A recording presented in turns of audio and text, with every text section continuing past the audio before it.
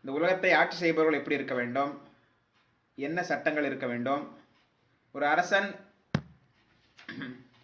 சிறந்த பிராமணர்களிடம் ஆலோசனை பெறுகிறார், அவர்களின் கட்டளைகளை நிறைவேற்றுகிறார், அவர்கள் தியாகத்தை செய்கிறார்கள், யாகத்தை செய்கிறார்கள், தானத்தை கொடுக்கிறார்கள், தவங்களை செய்கிறார்கள், மக்களையும் இவ்வாறு செய்ய தூண்டுகிறார்கள், மக்களையும் தியாகம் செய்வ தவறு செய்பவர்களை அவர்கள் தண்டிக்கிறார்கள்,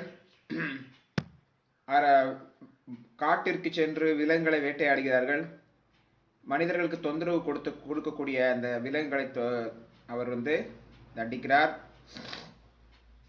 ஏதாவது நாடு அவருக்கு எதிராக செயல்பட்டால் அந்த நாட்டை அவர் தண்டிப்பதற்கு அவர் நடவடிக்கை எடுக்கிறார். தவறு செய்பவர்களை